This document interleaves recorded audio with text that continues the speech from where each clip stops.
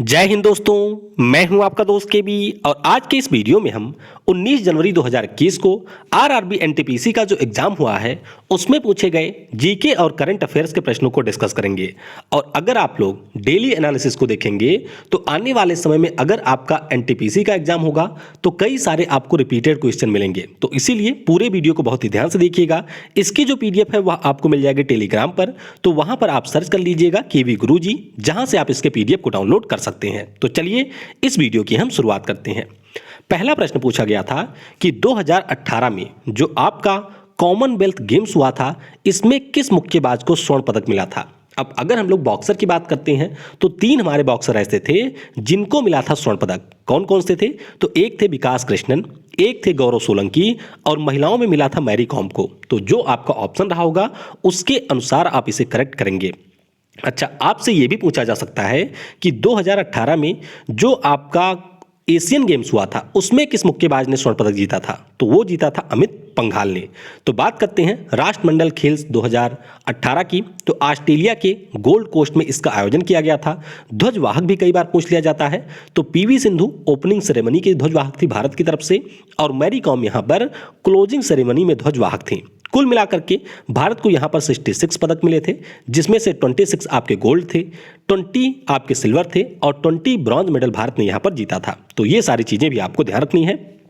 और अगर आप आने वाले समय में एनटीपीसी के एग्जाम में अपीयर होते हैं तो इस व्हाट्सएप नंबर पर आप प्रश्नों को शेयर कर सकते हैं या फिर नीचे आपको टेलीग्राम की भी लिंक मिल जाएगी, वहां पर भी आप प्रश्नों को शेयर कर सकते हैं। अगला प्रश्न पूछा गया था कि 2019 में कौन सी महारत्न कंपनी ने सबसे ज्यादा लाभ दर्ज किया था। तो ध्यान रखिएगा, सबसे ज्यादा लाभ दर्ज किया था ओएनजीसी ने, यानी कि oil and natural gas corporation ने सबसे ज्यादा लाभ दर्ज किया था। दूसरे स्थान पे थी इंडियन ऑयल। कौन थी? Indian oil. और तीसरे स्थान पे एनटीपीसी लिमिटेड रही थी। ओएनजीसी की बात करते हैं तो स्थापना इसकी 14 अगस्त 1956 को हुआ था। मुख्यालय आपको नई दिल्ली में मिलेगा और इसके सीएमडी हैं शशि शंकर। फिर पूछा गया था कि जो इडुक्की नदी परियोजना है यह आपको किस नदी के ऊपर मिलेगी। तो यहां पर आप देख सकते हैं यह है पेरियार नदी, जो कि तमिलनाडु में शिवगिरी से निकलती है, सुंदरमाला की जो पहाड़ियां हैं वहां से निकलती है, फिर केरल में ये एंटर करती है और यहीं पर बना हुआ है इडुक्की डैम, जिसके ऊपर इडुक्की नदी परियोजना भी चलती है। तो ध्यान रखिएगा, उत्तर होगा पेरियार नदी। और इसके ऊपर मैंने सेपरेट वीडियो बना रखी है, ऊपर के आई बटन पर आपको लिंक मिल जाएगा, तो वहां से आप चाहें तो इसे देख सकते हैं। अच्छा, महारत्न कंपनियों की बात हुई है तो ये सारी चीजें आपको ध्यान रखनी है कि 10 हमारे यहां पर वर्तमान में महारत्न कंपनियां हैं, जिनमें 2 आपकी नई जुड़ी थी। कौन सी? हिंदुस्तान पेट्रोलियम कॉर्पोरेशन लिमिटेड और पावर ग्रिड कॉर्पोरेशन लिमिटेड। फिर नागालैंड की जनजातियों से एक प्रश्न पूछा गया था। अब अगर हम लोग नागालैंड की बात करते हैं तो यहां पर कई सारी जनजातियां मिलेंगी और 16 जनजातियों को यहां पर मान्यता दी गई है। इनके नाम कुछ इस प्रकार से हैं, जैसे कि अंगमी होगी, आओ है, चाके सांग है, कोयंक है, कुकी है, लोथा है, संगतम है, जेलिंग है, सुमी है, फोम है, दिमसा कचारी है, पोचरी है और रेंगमा है। तो एग्जैक्ट प्रश्न क्या था, अगर आप में से किसी को पता है तो नीचे कमेंट में उसके बारे में जरूर बताइएगा। फिर पूछा गया था कि भारत के पहले वायसराय कौन थे। कल भी ये पूछा गया था, आज भी ये पूछा गया है। तो पहले वायसराय थे लॉर्ड कैनिन। कौन थे? लॉर्ड कैनिन पहले वायसराय थे और ये अभी हम लोग आगे भी डिस्कस करेंगे। तो ध्यान रखिएगा, बंगाल के पहले गवर्नर जनरल कौन थे? वारन हेस्टिंग थे। भारत के पहले गवर्नर जनरल कौन थे? तो ये थे विलियम बेंटिक। तो ये सारी चीजें आपको एज इट इज याद रखनी है।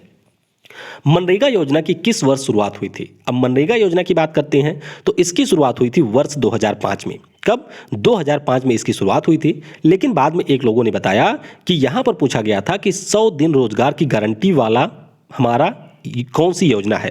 तो ध्यान रखिएगा, मनरेगा योजना है जिसके अंतर्गत साल में 100 दिन काम की गारंटी दी जाती है।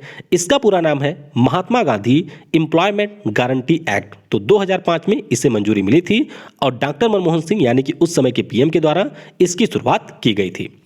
फिर पूछा गया था ग्रोथ हार्मोन्स कौन सी ग्लैंड स्रावित करती है। तो ग्रोथ हार्मोन से कल भी प्रश्न पूछा गया था, आज भी इससे प्रश्न पूछा गया है। तो ये स्रावित करती है हमारी पीयूष ग्रंथि।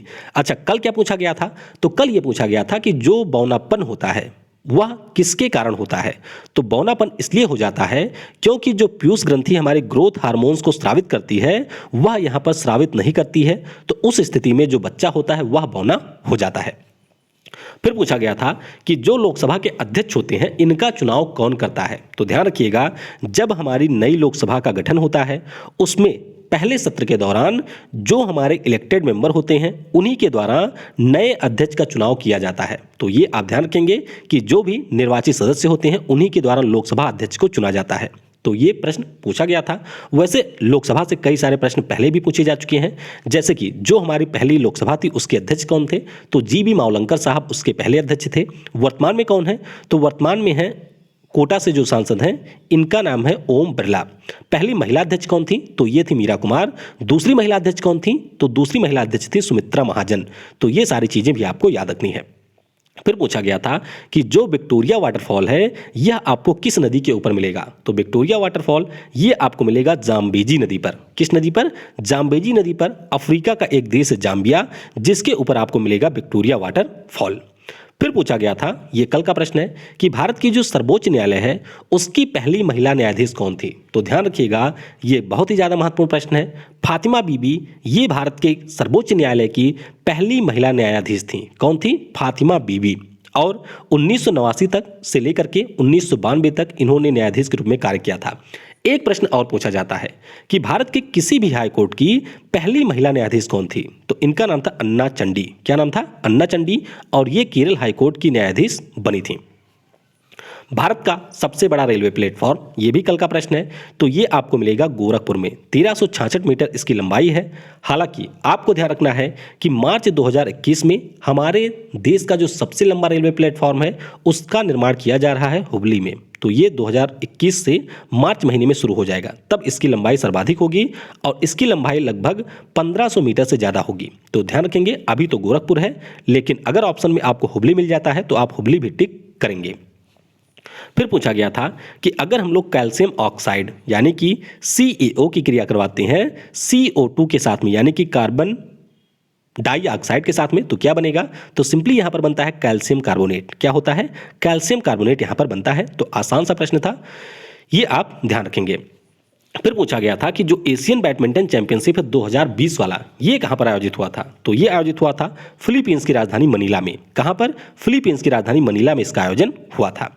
अगला प्रश्न पूछा गया था कि हाई कोर्ट किस अनुच्छेद के तहत रिट जारी करता है, तो जो हमारे मूल अधिकार होते हैं उनके संरक्षण के लिए हमारे यहाँ पर जो सुप्रीम कोर्ट होता है या फिर जो हाई कोर्ट होता है उसके द्वारा रिट जारी किए जाते हैं। और ध्यान रखिएगा, हाई कोर्ट जारी करता है आर्टिकल 226 के अंतर्गत और जो हमारा सुप्रीम कोर्ट है वह आर्टिकल 32 के अंतर्गत जारी करता है। तो दोनों आपको यहाँ पर याद रखने हैं। फिर पूछा गया था कि गेहूं के उत्पादन में सबसे बड़ा देश कौन सा है, तो गेहूं के उत्पादन में अगर हम लोग बात करते हैं तो जो खाद्य और कृषि संगठन है उसके डेटा के अनुसार सबसे बड़ा उत्पादक देश है चाइना। कौन है, हमारा पड़ोसी देश चाइना। उसके बाद में हमारा नंबर आता है, यानी कि भारत दूसरे स्थान पे है और रूस यहाँ पर है तीसरे स्थान पे। राज्यों की अगर हम लोग बात करते हैं तो भारत यहाँ पर पहले स्थान पर है, उत्तर प्रदेश पहले स्थान पे है, पंजाब है दूसरे और हरियाणा यहाँ पर है तीसरे स्थान पर। फिर एक बहुत ही आसान सा प्रश्न था कि ऑस्कर पुरस्कार 2020 वाला किस अभिनेत्री को मिला था, तो ये पुरस्कार मिला था रेनी जलवेगर को। किसे, रेनी जलवेगर को, इनकी मूवी जूडी के लिए। अच्छा, किस फिल्म को मिला था, तो फिल्म भी आप ध्यान रखेंगे, पैरासाइट जो कि दक्षिण कोरिया की मूवी थी, इसे मिला था पिछले साल ऑस्कर पुरस्कार। और अगर आपसे पूछा जाए कि किस अभिनेता को मिला था, तो जोकिन फिनिक्स, इनको जोकर मूवी के लिए ऑस्कर पुरस्कार मिला था। और भानु अथैया जो कि हमारे यहाँ की ऑस्कर जीतने वाली पहली महिला थी, उनका पिछले साल डेथ भी हुआ था, तो इन्हें गांधी मूवी के लिए ऑस्कर पुरस्कार मिला था। तो ये सारे पॉइंट भी आपको याद रखने हैं। फिर पूछा गया था CLI का फुल फॉर्म क्या है, तो कंप्यूटर का एक ये प्रश्न था, तो कमांड लाइन इंटरफेस, ये होता है CLI का पूरा नाम। अगला प्रश्न पूछा गया था कि NaCl को जो अलग करने की प्रक्रिया होती है, यानी कि नमक को जो हम अलग करते हैं, उस प्रक्रिया का नाम क्या होता है, तो इसका नाम होता है क्रिस्टलाइजेशन, यानी कि क्रिस्टलीकरण। तो एग्जैक्ट प्रश्न क्या था, अगर आप में से किसी को पता है तो वह नीचे कमेंट में बता सकते हैं।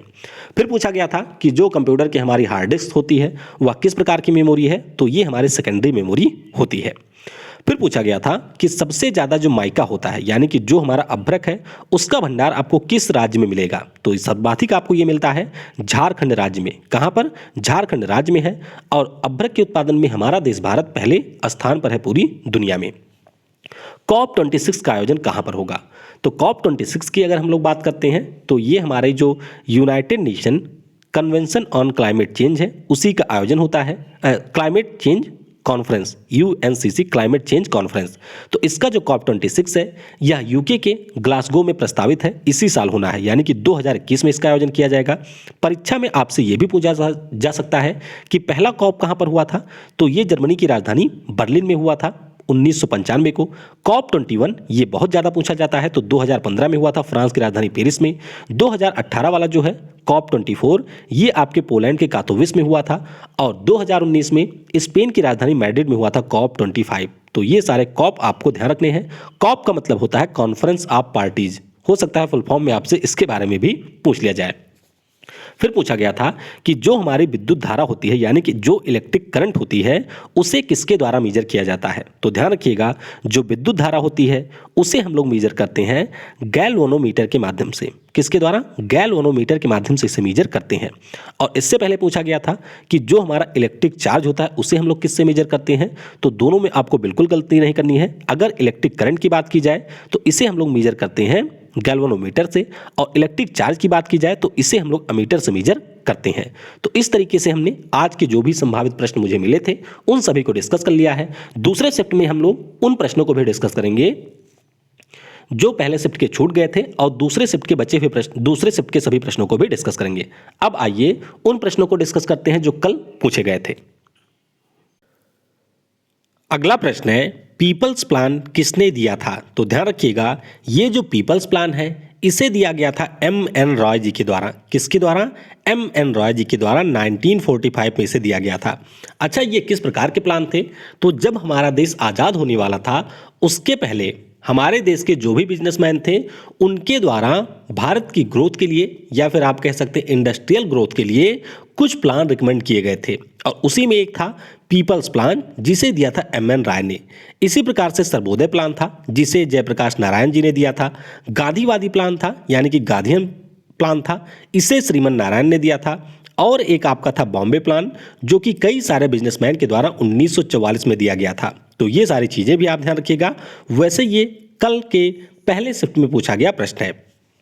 अगला प्रश्न है, भारत में पहली मेट्रो ट्रेन कहाँ चली थी। तो ध्यान रखिएगा, जो पहली मेट्रो ट्रेन है वह आपकी चली थी कोलकाता में। कहाँ पर? कोलकाता में यह मेट्रो ट्रेन चली थी, और 24 अक्टूबर 1984 को इसकी शुरुआत भी हुई थी। तो ये पॉइंट भी आप ध्यान रखेंगे। अगर आपसे ये पूछ लिया जाता है कि वर्तमान में हमारे देश की सबसे बड़ी मेट्रो कौन सी है, तो सबसे बड़ी मेट्रो है दिल्ली वाली। कौन सी? दिल्ली की मेट्रो सबसे ज़्यादा बड़ी है। ये पॉइंट भी आप ध्यान रखेंगे। और हमारे रेलवे में जो 18 रेलवे जोन हैं उनमें से एक रेलवे जोन कोलकाता मेट्रो भी है। ये पॉइंट आप ध्यान रखेंगे कि हमारे देश में जितने भी मेट्रो चलते हैं उनमें से एकमात्र जोन आपको कोलकाता मेट्रो में देखने को मिलेगा। अगला प्रश्न पूछा गया था कि भारत के किस शहर को पूर्व का स्कॉटलैंड कहा जाता है, यानी कि स्कॉटलैंड ऑफ ईस्ट के नाम से जाना जाता है। तो ये शहर है मेघालय की राजधानी शिलोंग। कौन सी है? मेघालय की राजधानी जो शिलोंग है इसे हम लोग पूर्व के स्कॉटलैंड के नाम से जानते हैं। अच्छा, इससे पहले पूछा जा चुका है कि अरेबियन सी की रानी किसे कहा जाता है, तो ये कोच्चि को कहा जाता है। और पूछा जा चुका है कि मोतियों का शहर किसे कहा जाता है, तो ये हैदराबाद को कहा जाता है। इसके अलावा अगर हम बात करते हैं तो आगरा को ताज सिटी और सिटी ऑफ लव के नाम से जानते हैं। कोलकाता की बात करते हैं तो इसे सिटी ऑफ जॉय, फुटबॉल के मक्का के नाम से जानते हैं। अलीगढ़ को हम लोग तालों के शहर के नाम से जानते हैं। लखनऊ की बात करते हैं तो इसे नवाबों, चिकनकारी और तहजीब के शहर के नाम से जानते हैं। बेंगलुरु को हम लोग सिलिकॉन घाटी ऑफ इंडिया के नाम से जानते हैं। शिमला की बात करें जो कि हिमाचल प्रदेश की राजधानी है तो इसे क्वीन ऑफ माउंटेन्स के नाम से जानते हैं। उसी प्रकार से जयपुर जो राजस्थान की राजधानी है इसे हम लोग पिंक सिटी के नाम से जानते हैं। तो ये सारे भी आपको ध्यान रखने हैं, और जल्द ही मैं आपके लिए एक वीडियो लेकर के आऊँगा जिसमें मैं आपको जो भी हमारे यहाँ के शहर हैं उनके निकनेम के बारे में बताऊँगा। अगला प्रश्न पूछा गया था कि समलैंगिक विवाह को मान्यता देने वाला यूरोपियन संघ का पहला देश कौन था। तो ध्यान रखिएगा, पहला देश यहाँ पर था नीदरलैंड। हालांकि कुछ लोगों के द्वारा यह भी बताया गया कि नीदरलैंड यहाँ पर ऑप्शन में ही नहीं था, लेकिन ध्यान रखिएगा समलैंगिक विवाह को मान्यता देने वाला पहला देश है यूरोपीय संघ का नीदरलैंड। और अगर आपसे पूछा जाए कि अभी हाल ही में किस देश ने इसको मान्यता दी है तो उस देश का नाम है कोस्टा रिका। क्या नाम है? कोस्टा रिका के द्वारा पिछले साल यानी कि 2020 में इसको मान्यता दी गई थी। अगला प्रश्न था कि किस राज्य के विधानसभा चुनाव में नोटा यानी कि जो नोटा वाला बटन होता है, नन ऑफ द अबव वाला बटन होता है, पहली बार प्रयोग किया गया था? तो ये प्रयोग हुआ था 4 राज्य और 1 केंद्र शासित प्रदेश में वर्ष 2013 में। कहां पर? वर्ष 2013 में इसका प्रयोग किया गया था। 4 राज्य आपके कौन कौन से थे? तो उस समय मध्य प्रदेश, इसके अलावा राजस्थान, मिजोरम और छत्तीसगढ़ में चुनाव हुआ था, यहां पर इसका प्रयोग हुआ था। और जो हमारी केंद्र शासित प्रदेश है यानी कि दिल्ली, वहां पर भी इसका प्रयोग किया गया था। फिर एक बहुत ही आसान सा प्रश्न था कि संयुक्त राष्ट्र के इस समय महासचिव कौन है? तो ये आप सभी को पता होगा, पुर्तगाल के हैं एंटोनियो गुटेरेस, और यही वर्तमान में संयुक्त राष्ट्र के महासचिव हैं। तो ये हमें लगता है 3 से 4 बार ऑलरेडी पूछा जा चुका है। अब संयुक्त राष्ट्र की बात हुई है तो 24 अक्टूबर 1945 को इसकी स्थापना हुई थी। 24 अक्टूबर को हम लोग संयुक्त राष्ट्र दिवस मनाते हैं, ये पूछा जा चुका है। मुख्यालय आपको मिलेगा न्यूयॉर्क सिटी में। महासचिव इसके हैं एंटोनियो गुटेरेस, जो कि हैं पुर्तगाल के। UNGA के अभी नए अध्यक्ष बने हैं, इनका नाम है वोल्कन वोजकीर। और ध्यान रखिएगा, सैयद अकबरुद्दीन जी के स्थान पर TS तिरुमूर्ति हमारे नए प्रतिनिधि बन गए हैं संयुक्त राष्ट्र में। नीति आयोग का पहले नाम क्या था? तो नीति आयोग, इसका पहले नाम था योजना आयोग। क्या नाम था? इसका पहले नाम था प्लानिंग कमीशन। तो ये पॉइंट आप ध्यान रखेंगे। वैसे अगर हम लोग योजना आयोग की बात करते हैं तो इसका गठन हुआ था 15 मार्च 1950 को। कब? 15 मार्च 1950 को इसकी स्थापना हुई थी। मुख्यालय आपको दिल्ली में मिलेगा। और इसके पहले अध्यक्ष थे उस समय के हमारे नेहरू चाचा। कौन थे? नेहरू चाचा इसके अध्यक्ष थे। अच्छा, नीति आयोग का गठन कब हुआ था? तो 1 जनवरी 2015 को नीति आयोग का गठन हुआ था। ये पॉइंट आप ध्यान रखेंगे। इसके अध्यक्ष भी हमारे PM ही होते हैं, यानी कि नरेंद्र मोदी इसके अध्यक्ष हैं। उपाध्यक्ष की बात करते हैं तो राजीव कुमार इसके उपाध्यक्ष हैं। उसके अलावा अगर आपसे पूछा जाता है कि इसके CEO कौन है, तो अमिताभ कांत इसके हैं CEO। अगला प्रश्न, क्ले कोर्ट के किंग राफेल नडाल किस देश के खिलाड़ी हैं? तो ये मैंने आपको परसों वाले वीडियो में भी बताया था कि जो हमारे राफेल नडाल हैं ये हैं स्पेन देश के खिलाड़ी। किस देश के हैं? स्पेन देश के टेनिस खिलाड़ी हैं। और इन्हें क्ले कोर्ट के किंग के रूप में क्यों जाना जाता है? क्योंकि जो फ्रेंच ओपन टूर्नामेंट होता है इसे इन्होंने 14 बार जीता हुआ है। कितनी बार? 14 बार इन्होंने फ्रेंच ओपन टूर्नामेंट जीता हुआ है, इसीलिए इन्हें क्ले कोर्ट के किंग के रूप में जाना जाता है। वैसे सबसे ज़्यादा ग्रैंड स्लैम टूर्नामेंट जीता है फेडरर ने, 20 ग्रैंड स्लैम इन्होंने जीता है। और राफेल नडाल ने भी 20 जीता है, जिसमें इनके 14 फ्रेंच ओपन है। और ध्यान रखिएगा, रोजर फेडरर लगातार 5 वर्ष जीते हैं विंबलडन। तो ये पॉइंट भी आप ध्यान रखेंगे। सबसे ज़्यादा किसने जीता है? तो ये जीता है ऑस्ट्रेलिया के मार्गरेट कोर्ट ने। कुल 24 ग्रैंड स्लैम इन्होंने जीता हुआ है। अगला प्रश्न जो कि काफ़ी ज़्यादा टफ था, और ऐसे प्रश्न केवल आपके देखने के लिए होते हैं। तो संयुक्त राष्ट्र की जो पीस कीपिंग फोर्सेज है इसको किस वर्ष नोबेल पुरस्कार मिला था? तो ये मिला था 1988 में। कब? 1988 में ये मिला था। 2019 में किससे मिला? तो ध्यान रखिएगा 2019 में मिला था आबे अहमद अली को, जो कि PM है इथियोपिया के। 2020 की अगर हम बात करते हैं तो 2020 में मिला है संयुक्त राष्ट्र विश्व खाद्य प्रोग्राम को। तो ये पॉइंट भी आपको ध्यान रखना है। अगला प्रश्न था कि भारत के अंतिम गवर्नर जनरल और प्रथम वायसराय कौन है? तो जब हमारे यहाँ पर 1857 का विद्रोह हुआ था उसके ठीक बाद एक एक्ट आया था, और उस एक्ट के माध्यम से जो हमारे यहाँ पर गवर्नर जनरल होते थे उनको बदल दिया गया था वायसराय में। तो पहले वायसराय बने थे चार्ल्स कैनिंग या फिर लॉर्ड कैनिंग। तो दोनों नाम आपसे पूछे जा सकते हैं, चार्ल्स कैनिंग कहा जाए या फिर लॉर्ड कैनिंग कहा जाए। तो 1 नवंबर 1858 से लेकर के 21 मार्च 1962 तक ये रहे थे भारत के पहले वायसराय। अच्छा, बंगाल के पहले गवर्नर जनरल कौन थे? तो बंगाल के पहले गवर्नर जनरल थे वारन हेस्टिंग। बाद में जो बंगाल का गवर्नर जनरल था इसे बदल दिया गया था भारत के गवर्नर जनरल के रूप में, और उस समय पहले गवर्नर जनरल बने थे विलियम बेंटिक। कौन बने थे? William Bentinck.